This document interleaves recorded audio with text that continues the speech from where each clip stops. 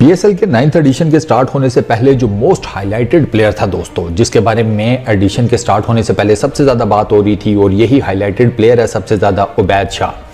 बेचारे का जो पहला मैच है वो तो कोई इतना खास नहीं गया और इसके कप्तान को इसके पीछे लोग ठीक ठाक किस्म का सुना रहे हैं। शादाब खान की मैं बात कर रहा हूँ। इस्लामाबाद यूनाइटेड का और लाहौर कलंदर्स का आज पहला मैच था पीएसएल के 9th एडिशन का। उबैद शाह की बॉलिंग को लेकर बहुत ज़्यादा लोग एक्साइटेड थे।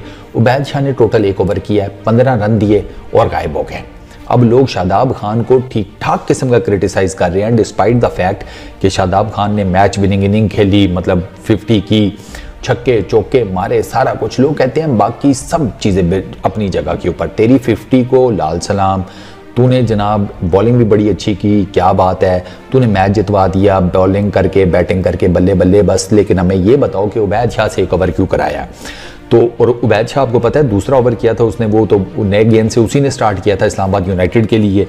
बॉलिंग थोड़ी सी ज़रा विवर्ड थी उसकी और इसी वजह से उसको 1 ओवर में 15 रन भी पड़ गए। पहले ज़रा उसकी बॉलिंग का खुलासा करते हैं, फिर मैं आपको बताता हूँ कि उबैद शाह ने सिर्फ 1 ओवर क्यों कराया और क्यों शादाब खान के पीछे लोग गलत पड़े हुए हैं। उसने पहला बॉल फुल टॉस किया, ठीक है, बच गया। फ़खर जमान था, हालांकि पैड पर बॉल लग गई तो वो बॉल तो बच गया। फिर फ़खर जमान ने एक सिंगल ले लिया। अच्छा, उसके बाद इसने फरहान से 3 चौके खाए हैं इसने, उबैद ने।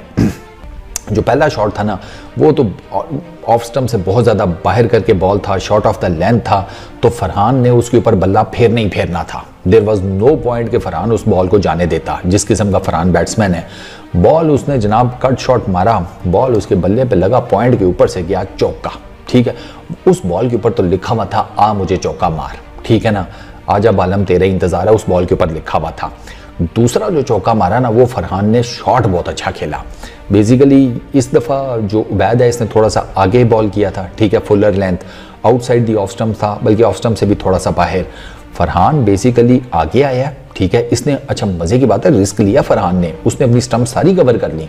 पैड पे लगता ना तो यकीन करें कि शायद अगर उबैद अपील भी ना करता ना तो वो इतना पक्का LBW होता कि फरहान खुद ही चुप करके चला जाता, ठीक है ना। वो बैट्समैन को भी कई दफ़ा पता चल जाता है ना कि भाई मैं आउट हूँ, तो उस टाइप का अगर पैड पे लगता तो ये बॉल तो वैसे ही थोड़ा सा ऑफ स्टंप से बाहर था।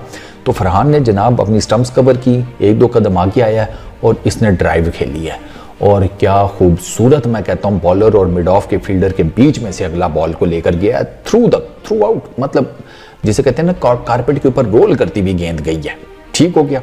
ये मारा उसने दूसरा चौका। तीसरा जो चौका मारा वो भी फरहान ने मारा, वो थोड़ी सी शॉर्ट ऑफ द लेंथ गेंद थी। फिर उबैद ने थोड़ी सी अपनी दूसरा चौका खाने के बाद लेंथ को फिर पीछे किया। इस दफ़ा उसने ज़रा कोशिश की कि मैं बॉडी के ऊपर अटैक करूं, ठीक है। पहले 2 चौके आउटसाइड दी ऑफ स्टंप उसे लग चुके थे, इस दफ़ा ऑटोमेटिकली उसने विकेट्स में करना था, बॉडी के ऊपर अटैक करना था, शॉर्ट ऑफ द लेंथ थी, इसको उसने मार दिया पुल फरहान ने। और ये पुल शॉट भी उसका वेल कनेक्टेड था। लेग साइड के ऊपर फील्डर ही 2 थे, एक मिड ऑन पे था, एक वो पीछे जिसे कहते हैं डीप स्क्वायर लेग वाली साइड के ऊपर कहीं, तो वो मिड विकेट की तरफ बॉल गई है, वहाँ पे कौन सा फील्डर भाग के पकड़ सकता था, और शॉट भी लगी मिडल ऑफ द बैट थी। तो जनाब 3 चौके उबैद को अपने 1 ही ओवर में पड़े और टोटल उसने 1 ओवर में 15 रन दिए। अच्छा, बॉलिंग उसकी मैंने आपको खुलासा बता दिया। अब मैं आपको बताता हूँ कि उबैद के साथ हुआ क्या। उबैद बेसिकली 1 ओवर करने के बाद थोड़ा सा अनफिट हो गया था, तो शादाब ने अक्लमंदी की कि उससे और ओवर नहीं कराया। उसको कहा भाई तू रेस्ट कर, बाकी मैं किसी तरीके से मैनेज कर लूँगा, मैं अपना प्रीमियम बॉलर ज़ाया नहीं कर सकता कि भाई पहला मैच है, ये कौन सा फाइनल है, स्ट्रेट फॉरवर्डली ये कौन सा फाइनल है कि यार उबैद किसी तरीके से जोर लगा ले। शादाब ने कहा ना, उसने कहा ठीक है भाई तुझे थोड़ा सा प्रॉब्लम हो रहा है, तू साइड पे हो जा। उसने बेसिकली मेजर इंजरी से बचा लिया है। नसीम शाह उसके भाई, बड़ा भाई उबैद शाह का, जो कि ये मैच खेल रहा था, उसके साथ क्या हुआ था, उसके साथ यही हुआ था, वो इंजरी उसको हुई हुई थी इंग्लैंड के टेस्ट मैच को लेकर 2022 में।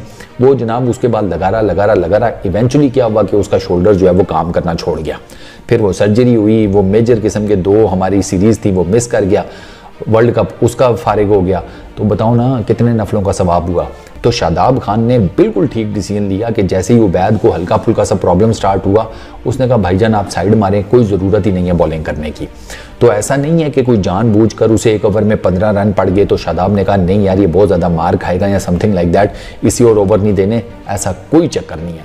शादाब ने बिल्कुल ठीक डिसीजन लिया कि जैसे ही उसे लगा कि यार इसका कोई प्रॉब्लम जो है ये फिटनेस से रिलेटेड, ये कहीं एस्केलेट ना कर जाए, ये कल को जाकर एक ठीक ठाक किस्म का बड़ा डीमन बन जाए, इसको भी से रोक लो।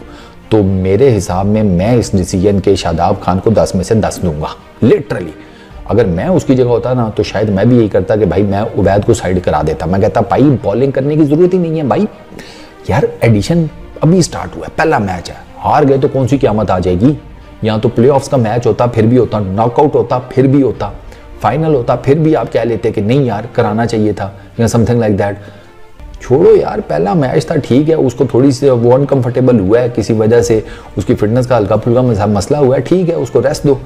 आगे जनाब इतने मैचेस पड़े हैं, बाद में खुद ही ठीक हो जाएगा यार। अभी फिटनेस का, अभी तो कम से कम उसकी फिटनेस के ऊपर कंप्रोमाइज़ ना करें, पूरा टूर्नामेंट पड़ा है। ये तो लोग तो उसके ऊपर, शादाब खान के ऊपर इस तरह जुड़े पड़े हुए हैं जैसे पता नहीं उसने जानबूझकर इसको कोई इनसिक्योरिटी की वजह से नहीं दिया, और ऐसा कोई चक्कर नहीं है भाई।